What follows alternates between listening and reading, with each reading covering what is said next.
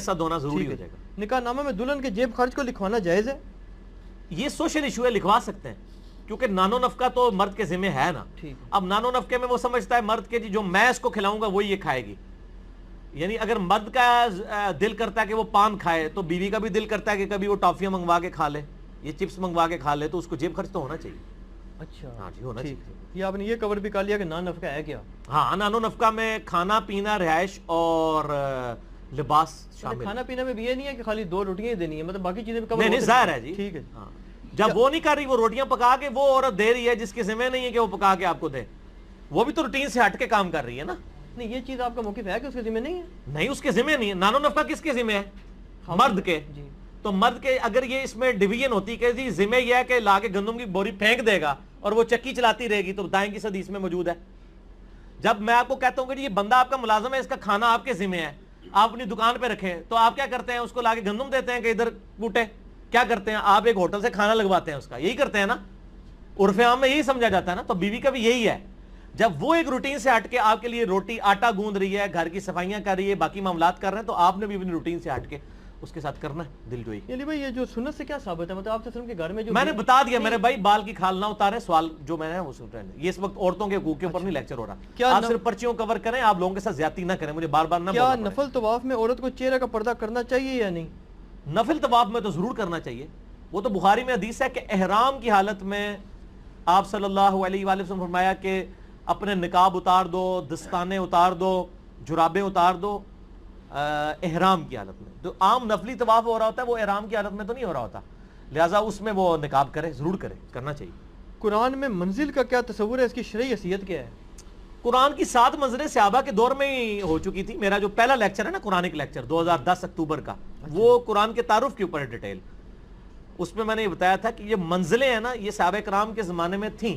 اچھا. اور آپ دیکھیں سورۃ الفاتحہ کو آپ قرآن کا دباچہ مان لیں نا, تو پہلی منزل میں 3 سورتیں ہیں, دوسری میں 5 ہیں, تیسری میں 7 ہیں, چوتھی میں 9 ہیں, اور اس طریقے سے 5ویں میں 11 ہیں, 6ٹھی میں 13 ہیں, اور 7ویں میں 65 ہیں. وہ بھی 13 کا ملٹیپل ہے, 13 ملٹیپلائڈ بائی 5. یہ اور چلتی ہیں بڑی, اور تقریباً برابر ہیں. یہ اسے صحابہ کرام کیا کرتے تھے تو انہوں نے 7 منزلوں میں اسے ڈیوائیڈ کیا ہوا تھا. بعد میں جب تابعین کے دور میں, صحابہ کے دور کے اینڈ میں جب لوگ سست ہو گئے, تو پھر پاروں کی ڈویژن کی گئی, چلو روزانہ 1 پارہ پڑھ لیں. پھر رکوعوں کی ڈویژن مضمون کے اعتبار سے اسی وقت کی گئی. تو منزل یہ ہے. اگر ایک وہ منزل ہے جو تبلیغ جماعت والے بانٹ رہے ہیں, وہ وظیفوں والی, تو وہ تو انہوں نے خود ہی بنائی ہوئی ہے, اس کی کوئی شرعی حیثیت نہیں سوائے جو چیزیں سنت سے ثابت ہیں. کیا یہ سچ ہے کہ سیدنا آدم علیہ السلام کے وقت میں چاند کی 13, 14, 15 کو روزہ رکھا جاتا تھا؟ ایسی تو کوئی بات نہیں ملتی. بہرحال یہ حدیث ہے, بخاری اور مسلم میں حدیث ہے, نبی صلی اللہ علیہ وآلہ وسلم نے فرمایا جو مہینے میں 3 روزے رکھے وہ ایسا ہی ہے جیسا کہ اس نے ہمیشہ کے روزے رکھے. وہ ابو داؤد ترمذی نسائی میں آتا ہے کہ نبی علیہ السلام ایام 20 کے 3 روزے رکھتے تھے, 13, 14 اور 15 چاند کی. اس سے آسان وظیفہ ہم نے مسلم, ابو داؤد, ترمذی, نسائی, ابن ماجہ 5 کتابوں سے بتایا کہ شوال کے 6 روزے رکھ لیں, ہمیشہ کے روزے ہیں. وہاں آپ کو ہر مہینے 3 رکھ کے ہمیشہ کے روزے ہیں, یہاں شوال کے 6 روزے رکھ کے.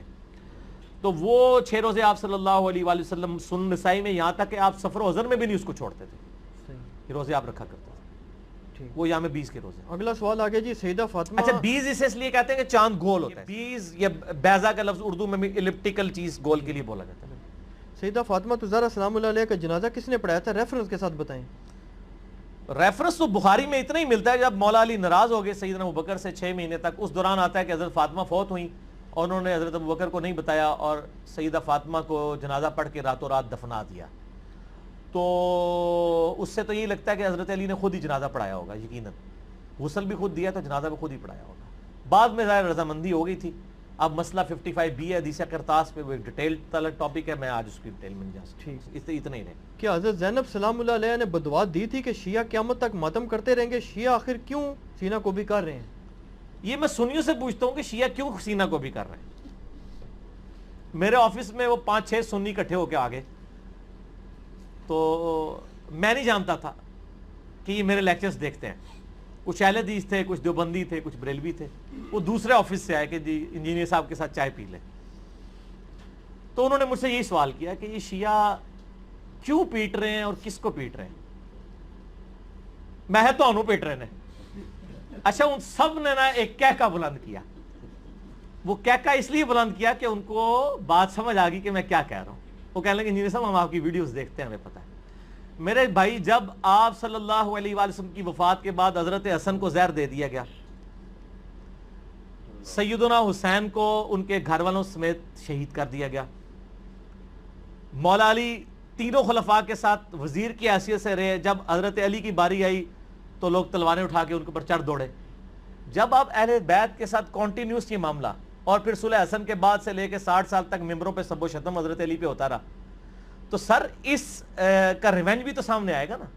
ہر عمل کا ایک رد عمل ہوتا ہے. تو یہ کہنا جی وہ یزید پیٹا تھا, اس نے کالے کپڑے پہن لیے تھے, یہ تو انہوں نے آل امیہ کی بدماشیوں کو چھپانے کے لیے یہ چیزیں گھڑی ہیں.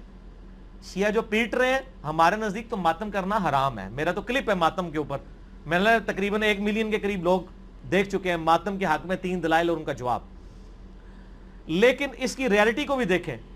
جس طرح آج آپ دیکھ رہے ہیں سیاسی لیڈروں کے گھروں کے باہر بھی تو لوگ ماتم کر رہے ہیں. ان کو سیدہ زینب نے بدوا دی ہوئی ہے. وہ پیٹ رہے ہیں کہ ہم پوری زندگی آپ کی پارٹی کے ساتھ اٹیچ رہے ہیں, اب لوٹے آ گیا, آپ نے ٹکٹ لوٹوں کو دے دیا, تو وہ ہم کہیں گے نا ان لیڈروں کو ہی پیٹ رہے ہیں. ٹھیک ہے نا. تو یہ شیعہ بھی جناب تہنوں پیٹ رہے ہیں کہ تسی جناب اہل بیت نے جو کچھ کیتا ہے. ٹھیک ہوگا جی, بس اس کو اسی پہ رہنے دیں. باقی میرا واقعہ کربلا والا ریسرچ پیپر آپ پڑھ. جامع ترمذی میں حدیث کو بعض اوقات حسن صحیح غریب لکھا ہوتا ہے.